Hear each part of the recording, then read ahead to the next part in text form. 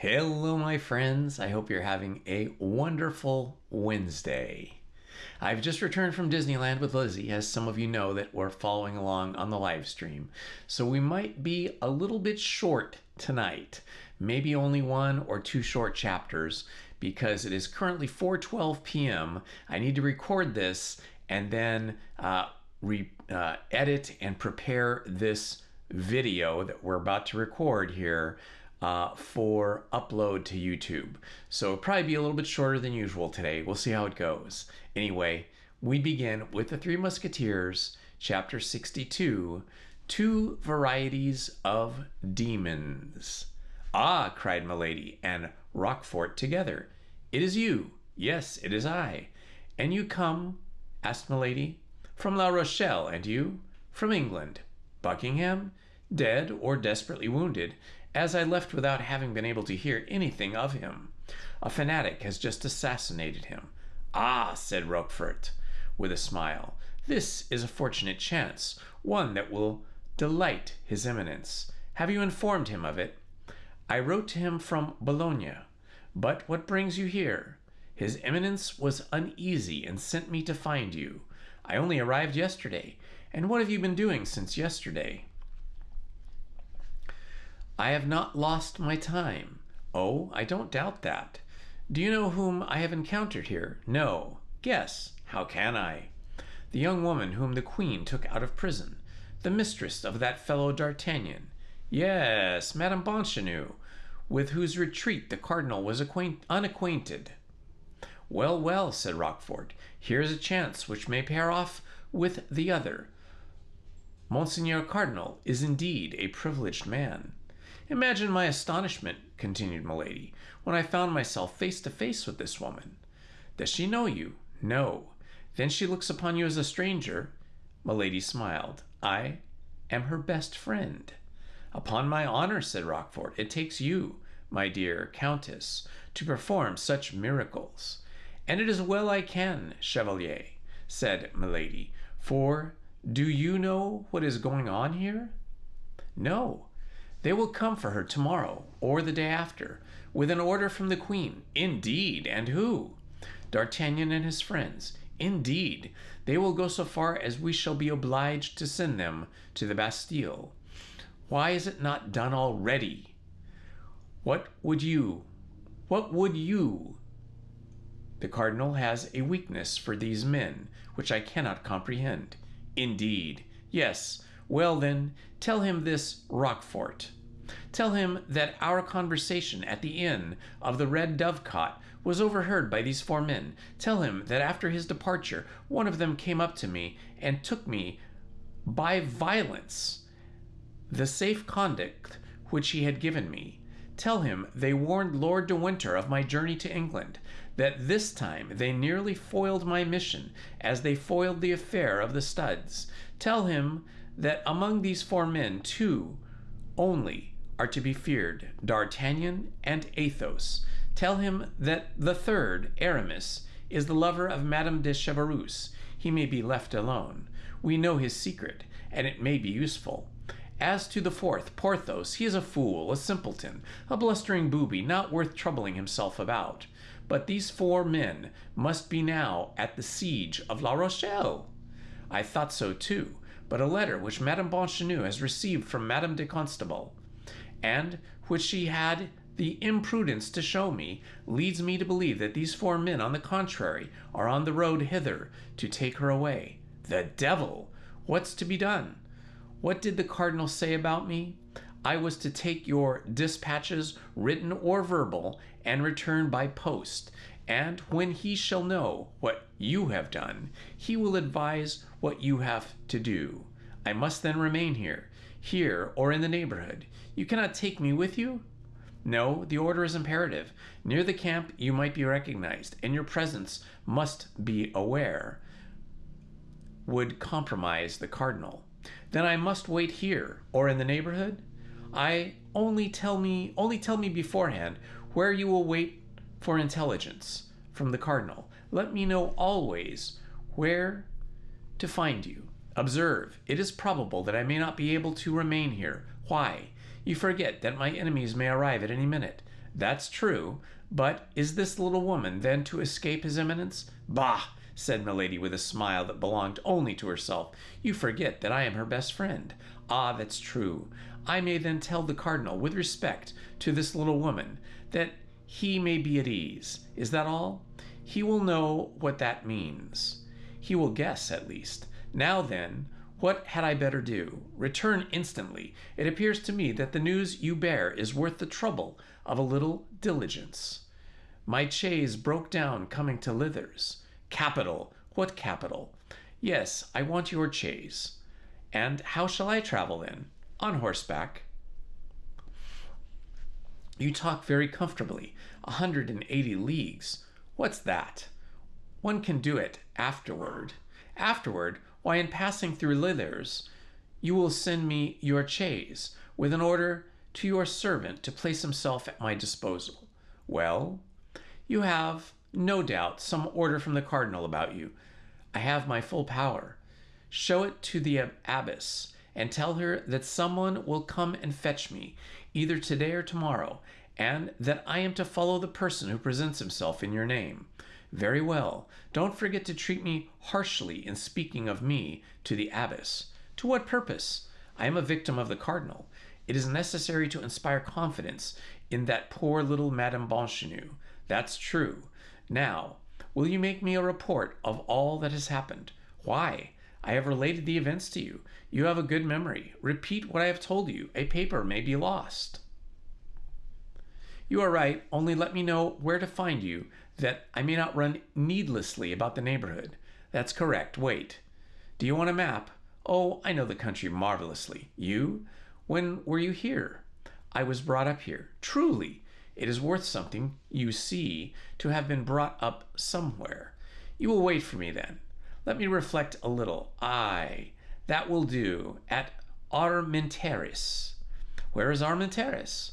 A little town on the Lys. I shall only have to cross the river, and I shall be in a foreign country.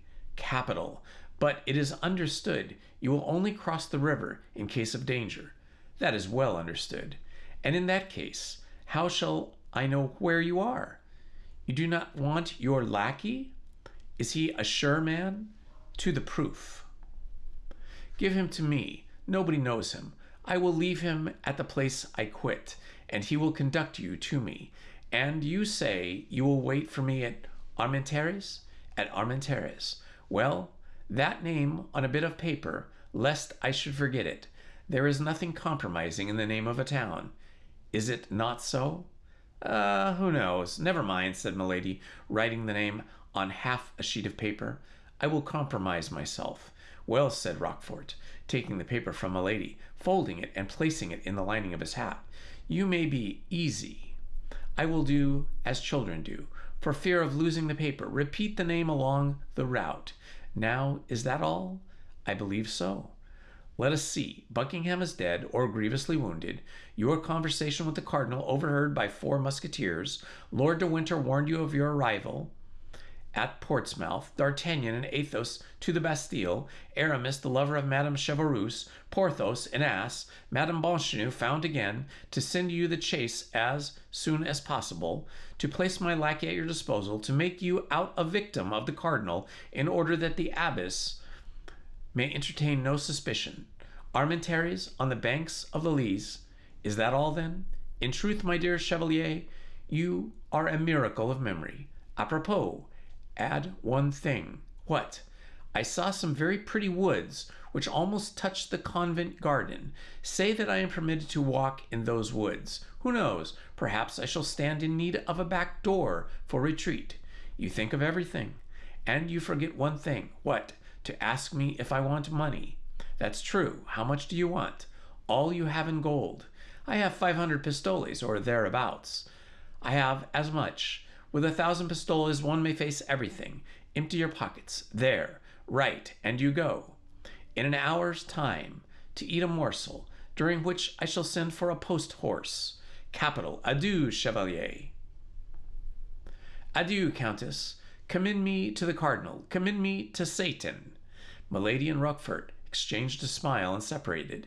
An hour afterwards, Rochefort set out at a grand gallop. 5 hours after that he passed through the Arras. Our readers already know he was recognized by D'Artagnan, and how that recognition, by inspiring fear in the four Musketeers, had given fresh activity to their journey.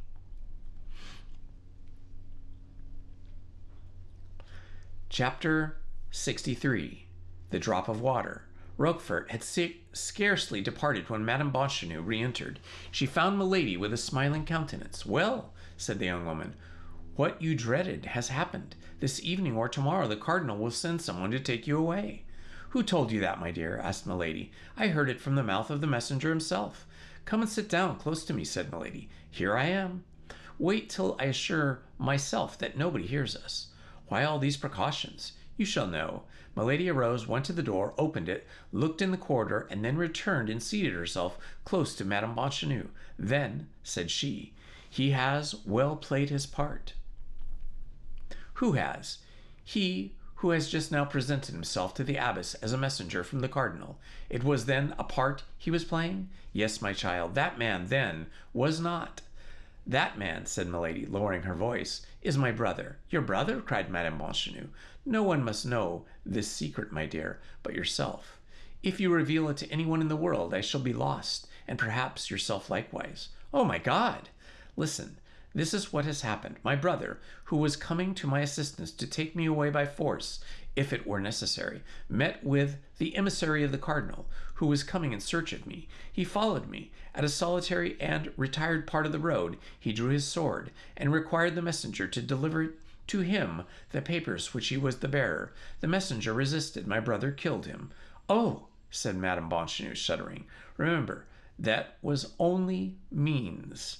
Then my brother determined to substitute cunning for force. He took the papers and presented himself here as the emissary of the cardinal, and in an hour or two a carriage will come to take me away by the orders of his eminence." "I understand. It is your brother who sends this carriage." "Exactly, but that is not all. The letter you have received, and which you believe to be from Madame Chevreuse, well, it is a forgery." "How can that be?" "Yes, a forgery.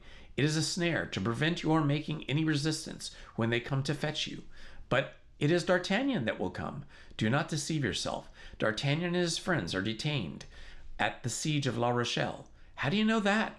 "My brother met some emissaries of the cardinal in the uniform of Musketeers. You would have been summoned to the gate.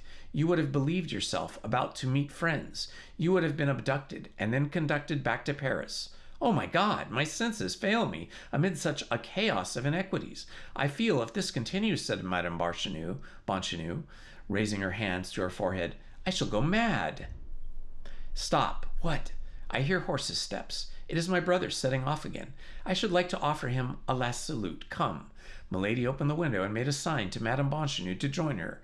The young woman complied. Roquefort passed at a gallop. "Adieu, brother!" cried Milady. The chevalier raised his head, saw the two young women, and without stopping waved his hand in a friendly way to Milady.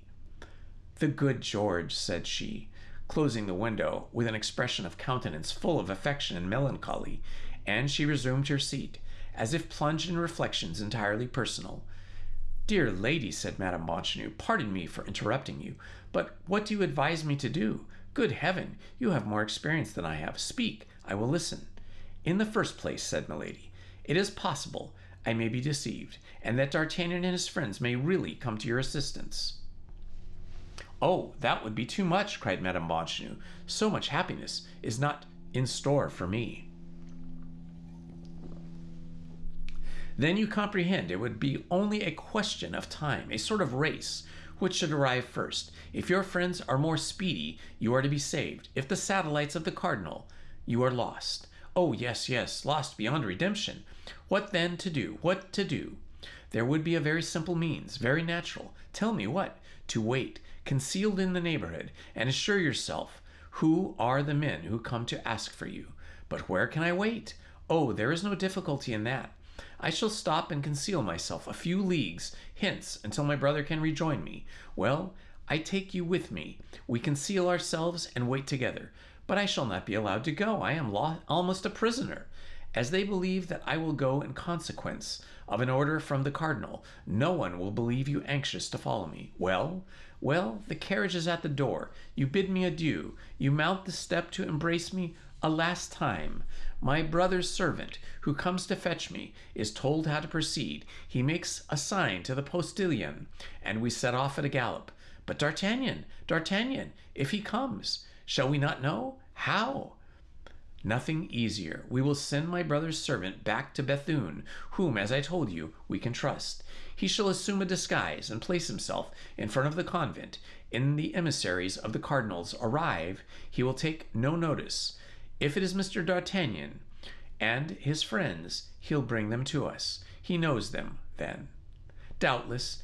Has he not seen Mr. D'Artagnan at my house? Oh, yes, you are right. Thus all may go well. All may be for the best. But we do not go far from this place. 7 or 8 leagues at most. We will keep on the frontiers, for instance, and at the first alarm we can leave France. And what can we do there? Wait. But if they come, my brother's carriage will be there first. If I should happen to be any distance from you when the carriage comes for you, at dinner or supper, for instance, do one thing. What is that? Tell your good superior that in order that we may be as much together as possible, you ask her permission to share my repast. Will she permit it? What inconvenience can it be? Oh, delightful! Is this way we shall not be separated for an instant? Well, go down to her, then, to make your request. I feel my head a little confused. I will go take a turn in the garden. Go, and where shall I find you? Here in an hour. Here in an hour. Oh, you are so kind. I am so grateful. How can I avoid interesting myself for someone who is so beautiful and so admirable? You are not the beloved of one of my best friends. D'Artagnan. Oh, how he will thank you. I hope so. Now then, all is agreed. Let us go down. You are going into the garden? Yes. Go along this corridor, down the little staircase, and you are in it. Excellent, thank you. And the two women parted, exchanging charming smiles. Milady had told the truth. Her head was confused, for her ill-arranged plans clashed with another like chaos. She required to be alone that she might put her thoughts a little into order. She saw vaguely the future, but she stood in need of a little silence and quiet to give all her ideas, as yet confused, a distinct form and regular plan. What was the most pressing was to get Madame Bonchenot away and convey her to a place of safety, and there, if matters required, make her a hostage. Milady began to have doubts of the issue of this terrible duel, in which her enemies showed as much perseverance as she did animosity. Besides, she felt as we feel when a storm is coming on, that this issue was near, and could not fail to be terrible. The principal thing for her, then, was, as we have said, to keep Madame Bonchenot in her power. Madame Bonchenot was the very life of D'Artagnan. This was more than his life, the life of the woman he loved. This was, in case of ill fortune, a means of temporizing and obtaining good conditions. Now this point was settled. Madame Bonchenot, without any suspicion, accompanied her. Once concealed with her at Artemetares, it would be easy to make her believe that D'Artagnan had not come to Bethune. In 15 days at most, Rochefort would be back. Besides, during that 15 days, she would have time to think how she could best avenge herself on the 4 Musketeers. She would not be weary, thank God, for she should enjoy the sweetest pastime such events could accord a woman of her character, perfecting a beautiful vengeance.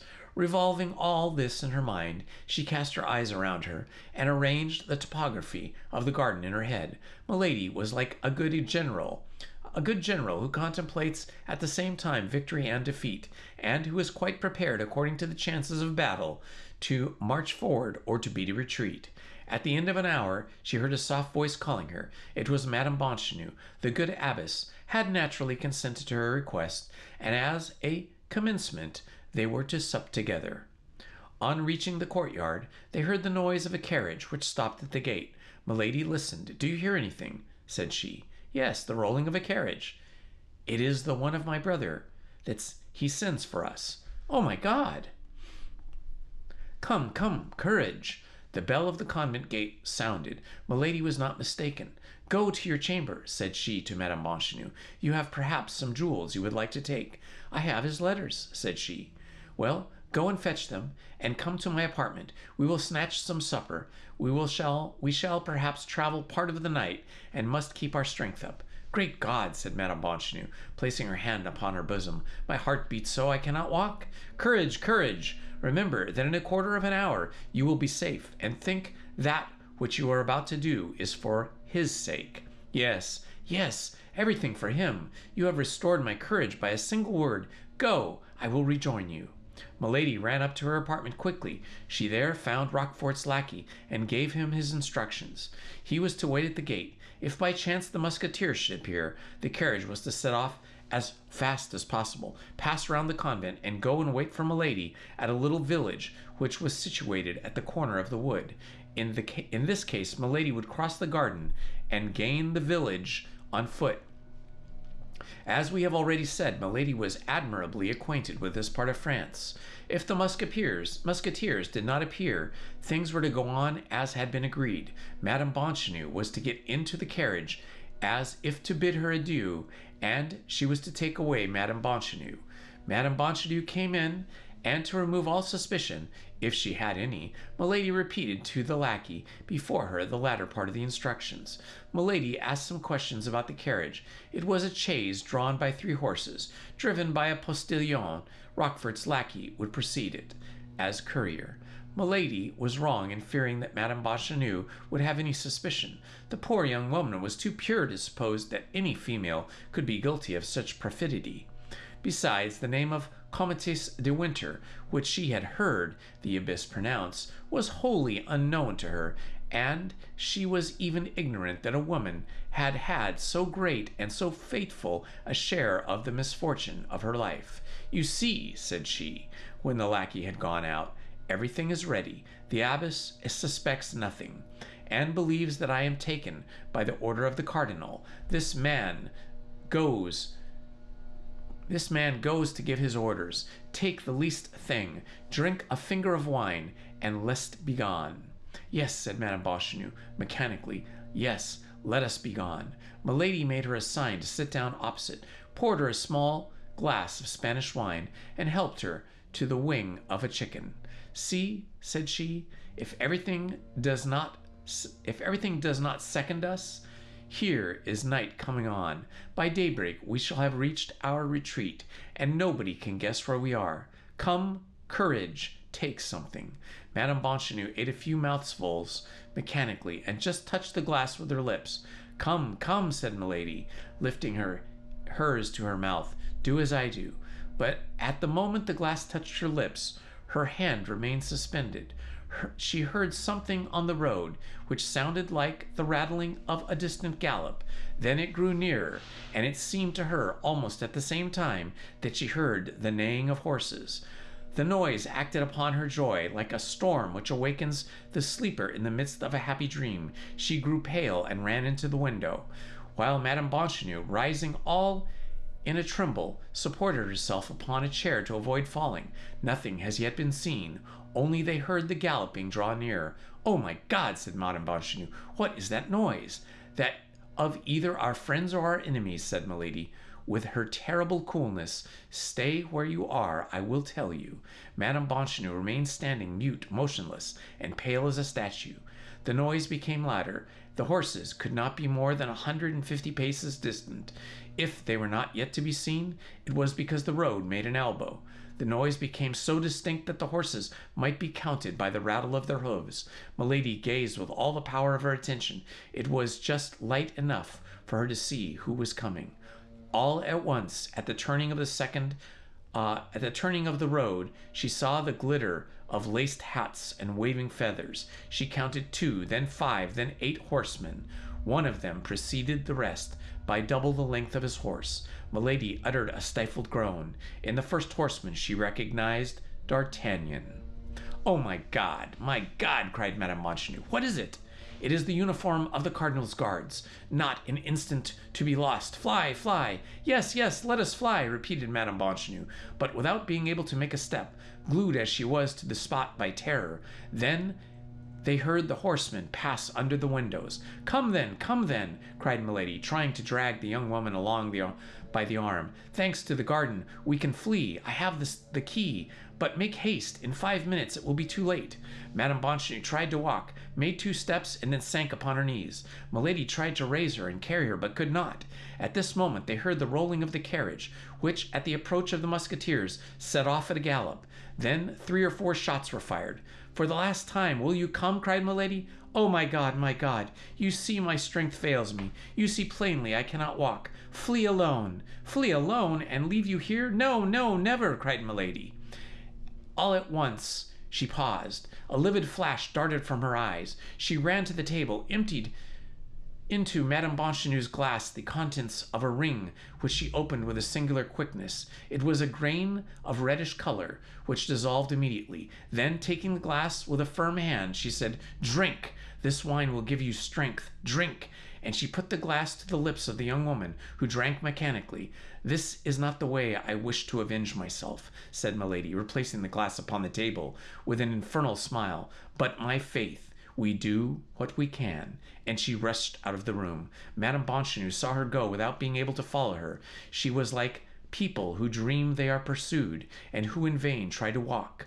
A few moments passed. A great noise was heard at the gate.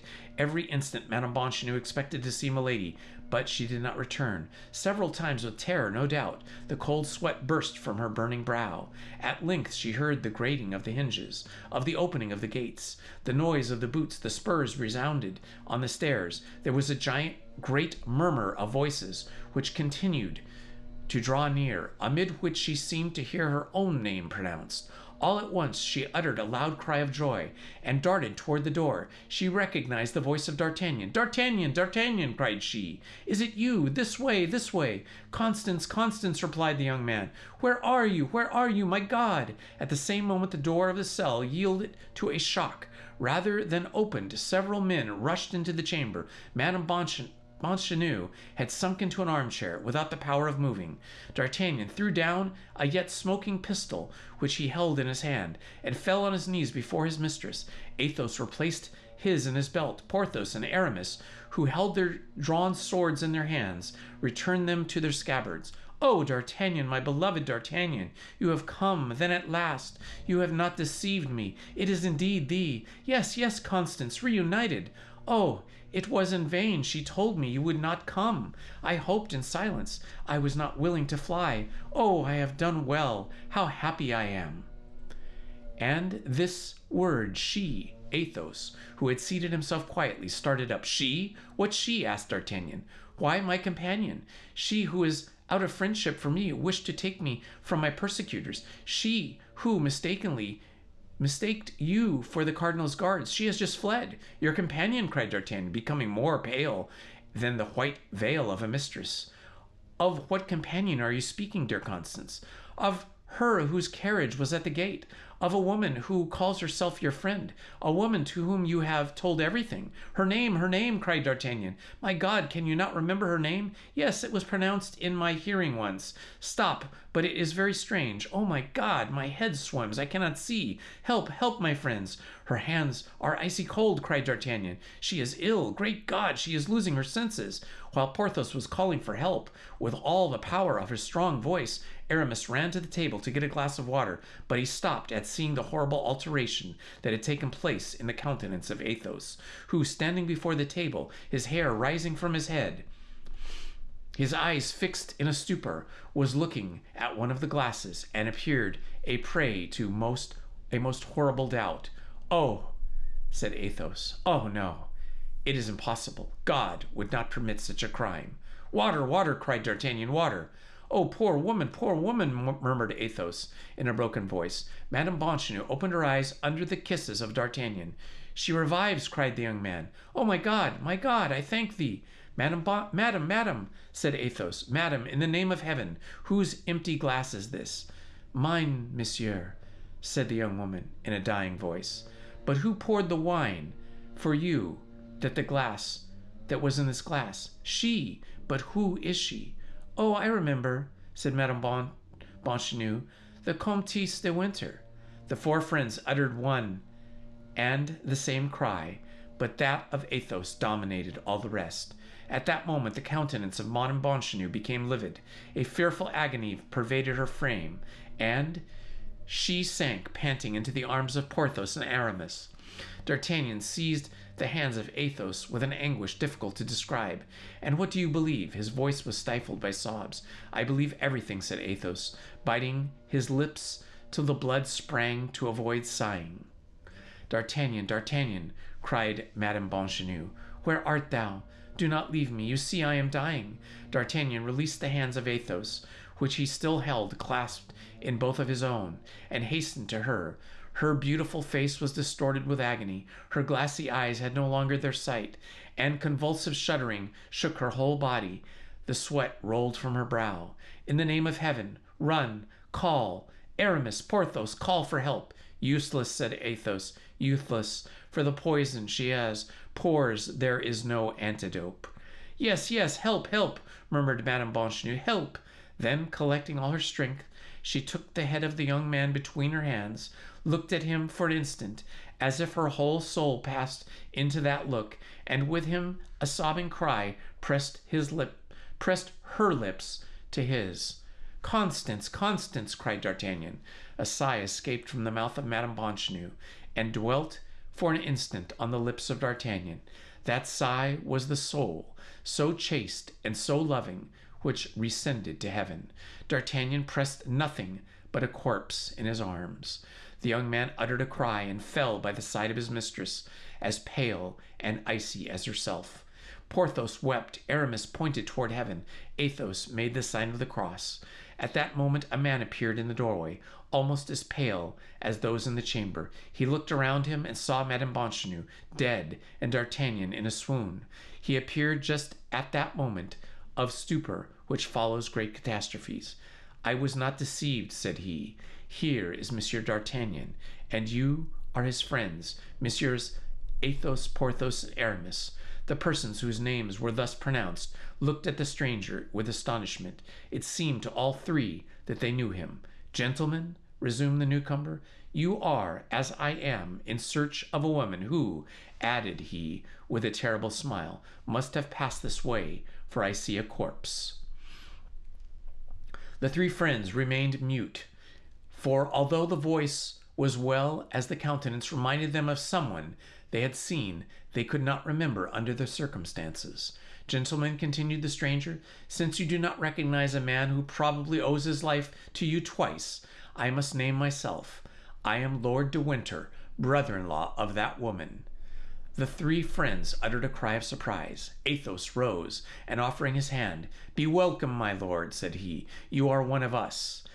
"I set out 5 hours after from Portsmouth," said Lord de Winter. "I arrived 3 hours after at Boulogne. I missed her by 20 minutes at Saint-Omer. Finally, at Lillers, I lost all trace of her. I was going about at random, inquiring of everybody, when I saw you gallop past. I recognized Monsieur d'Artagnan. I called to you, but you did not answer me. I wished to follow you, but my horse was too much fatigued to go at the same pace with yours. And yet it appears, in spite of all your diligence, you have arrived too late. You see," said Athos, pointing to Madame Bonchenot, dead, and to D'Artagnan, whom Porthos and Aramis were trying to recall to life. "And they both dead?" asked Lord de Winter sternly. "No," replied Athos. "Fortunately, Monsieur d'Artagnan was fainted." "Ah, indeed, so much the better," said Lord de Winter. At that moment D'Artagnan opened his eyes. He tore himself from the arms of Porthos and Aramis, and threw himself like a madman on the corpse of his mistress. Athos arose, walked towards his friend, and, with a slow, solemn step, embraced him tenderly, and, as he burst into violent sobs, he said to him, with his noble, persuasive voice, "Friend, be a man. Women weep for the dead, men avenge them." "Oh, yes," cried D'Artagnan. "Yes, it will be to avenge her. I am ready to follow." Athos profited by this moment of strength, which was the hope of vengeance restored to his unfortunate friend, to make a sign to Porthos and Aramis to go and fetch the superior. The two friends met her in the corridor, greatly troubled and much upset by such strange events. She called some of the nuns, who, against all monastic custom, found themselves in the presence of 5 men. Madam, said Athos, passing his arm under that of D'Artagnan, we abandoned to your pious care the body of that unfortunate woman. She was an angel on earth before being an angel in heaven. Treat her as one of your sisters. We will return some day to pray over her grave. D'Artagnan concealed his face in the bosom of Athos and sobbed aloud.